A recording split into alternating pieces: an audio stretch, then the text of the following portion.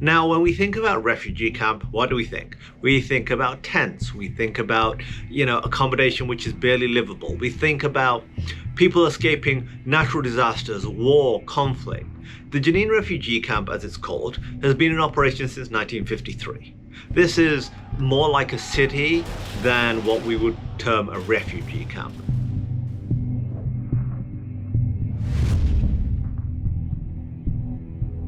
The IDF decided to launch an operation into Jenin. And as some Western outlets will have you believe right now, this was just completely random. That the IDF decided one day that it was time to attack Jenin, attack the Palestinians, as some outlets have said. This is completely false and ridiculous. The IDF acted in Jenin, their biggest operation in over 20 years, which should tell you something. This wasn't something which was done on a whim. The IDF acted because Jenin, sadly, has been a terror base and has emanated terror all over the region. In the last 12 months, 50 Israeli civilians have died because of terrorism which originated in Jenin. It has become a hub of Palestinian Islamic Jihad and Hamas. It has become a hub of financing terrorism all over Israel and the Palestinian territories. Israel had a responsibility to protect its civilians from terrorism, and thus it decided to take part in this operation. In Tel Aviv, a Palestinian who entered Israel on a medical permit. He entered Israel because he was terminally ill, and Israel gave him a permit. So when you hear people demonizing Israel and saying that they practice apartheid and segregation, Israel gave this man a medical permit for medical reasons. And he used that and committed a terror attack. 6 people were injured in this attack. As of recording this, 2 are in a critical condition and being medically sedated. And then what we saw was people on social media, people in the media saying, well, this was a response to what happened in Jenin. Is that where we're at as a society? That we're gonna make an equivalence between terrorism, which is seeking to murder civilians, and a military operation to fight terrorism? While Israel went to great lengths to protect civilians in Jenin, sending text messages telling people that we're conducting a military operation, either stay in your houses or stay out of the way. What we saw overwhelmingly while Israel tried to fight the terrorists, they hid behind civilians. They blended into the civilian population because that's what they do. These terrorists are cowards.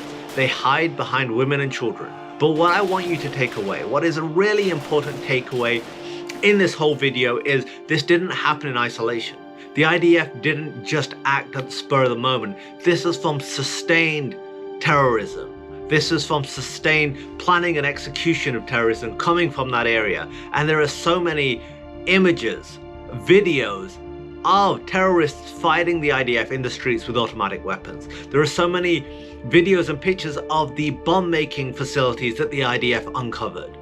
I will say it time and time again. Israel, like any responsible nation, has a responsibility, an obligation to protect its civilians from terrorism. And it's so easy for the Western media, for Western governments, for the UN to sit there and pontificate to Israel, say, what you are doing is wrong.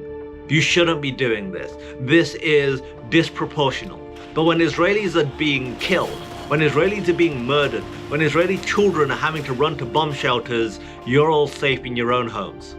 If we really want to see an end to the conflict in the region, we need to stop seeing the rhetoric which praises the murder of innocent Israelis. We need to see an end to the education system which tells Palestinian children that they should be martyrs and terrorists and not doctors and nurses. And we need to see the end of external voices, be it on social media, in the Western media, Western governments, making excuses for terrorism and condemning Israel for defending itself. The Jewish people have seen what a world looks like when they are defenseless. This is Kasim Hafeez for the CUFI Weekly. Until next week, for Zion's sake, do not remain silent.